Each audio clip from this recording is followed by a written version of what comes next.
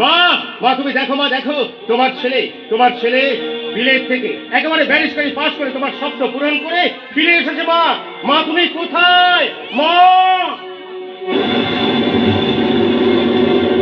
মা, মা তুমি মেঝেতে এভাবে পড়ে আছো কেন? মা, কি হচ্ছে? কি হচ্ছে তোমার?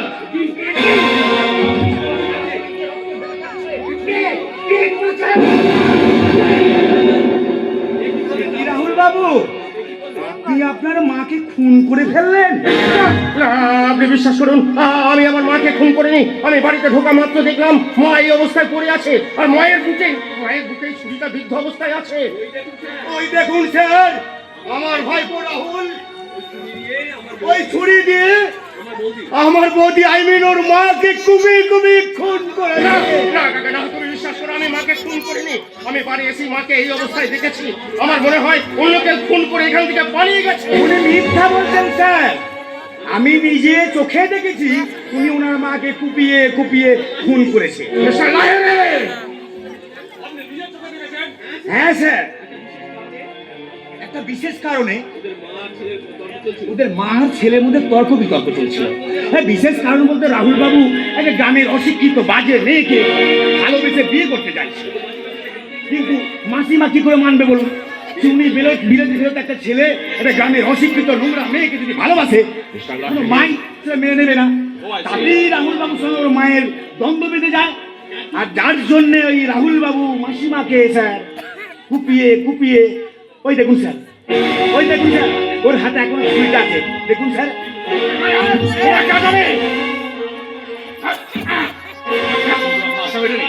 আবার একটা খুন করতে চলেছ? বিশ্বাস করুন স্যার, আমি খুন করিনি। এরা মিথ্যে কথা বলছে।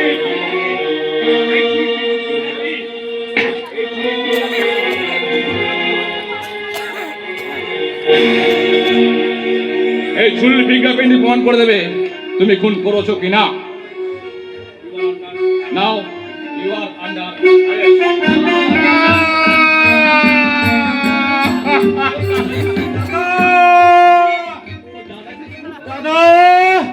দাদা এসেছি শুনলাম। কি দাদার হাতে হ্যান্ডকাপ কেন? ঠিক করেছে দাদা, রাহুল বৌদিকে খুন করেছে। আমি বিশ্বাস করি না, দাদা কখনো জেঠিমাকে খুন করতে পারে না। জেঠিমা তুমি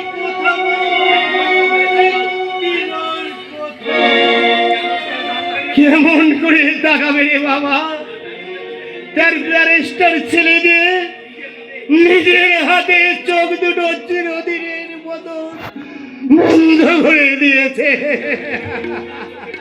স্যার, এই ব্যারিস্টার ছেলের বিচার যদি এটাই হয়, তাহলে বলুন উনি জনগণের কি রকম বিচার করবে?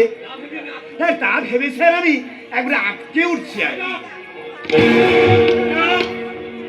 আমি আপনাদের কার কথা বিশ্বাস করি না। কেউ হয়তো চক্রান্ত করে দাদাকে ফাঁসিয়েছে। আমি সেই চক্রান্তে জাল আমি ছিঁড়ে ফেলবই। তার আগে দাদা, ওদের বিরুদ্ধে প্রতিবাদ করে বলো তো দাদা, তুমি জেঠিমাকে খুন করোনি। বলো দাদা, বলো, একটিবার বলো।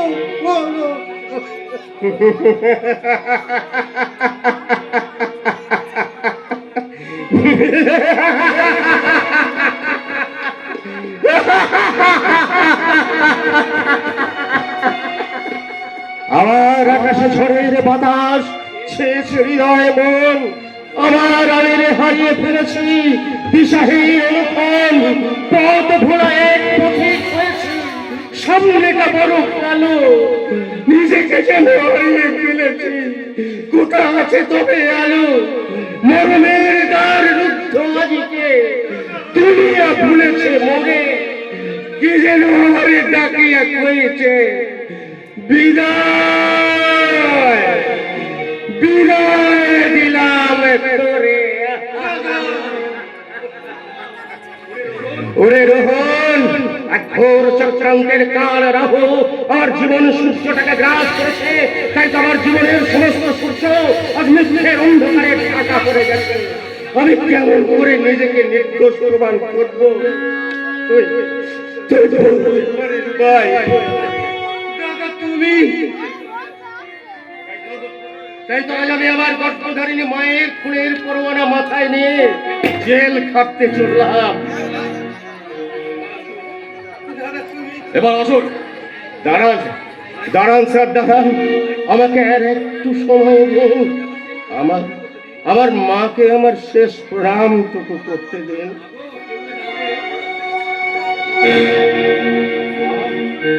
মাগো, কেউ না জানলেও তুমি তো জানো মাগো আমি কতখানি অপরাধী। সেই অপরাধের বোঝা মাথায় নিয়ে তোমার ছেলে আজ আসামি সেজে জেল খাটতে চললো। মা, আমি জানি কে বা কারা হয়তো চক্রান্ত করে তোমাকে খুন করে সেই খুনের পরোয়ানা আমার মাথায় চাপিয়ে আমাকে আসামি সাজিয়েছে। কিন্তু আমি তোমাকে কথা দিচ্ছি মা, তোমার ব্যারিস্টার ছেলে হয়ে না পারলেও তোমার সন্তান হয়ে আমি মাতৃ হত্যার প্রতিশোধ নেব না। মাতৃ হত্যার প্রতিশোধ। ওরে ভাই, আমার মমতাময়ী মায়ের মুখাগ্নি করার সৌভাগ্যটুকু আমার হলো না। তাই আমি তোর কাছে হাত জোর করে অনুরোধ করছি ভাই, আমার মায়ের সৎ কাজটুকু তুই করে না, তা না হলে আমার মায়ের আত্মা যে শান্তি পাবে না রে ভাই, শান্তি পাবে না। বিরায় বিরায় রোহন, বিরায়। তুমি কি দেখেছো প্রভু জীবনের পরাজয়? দুঃখের দহনে করুণ রোধনে তিলে তিলে তার ক্ষয়। জীবনের পরাজয় তুমি কি দেখেছো প্রভু?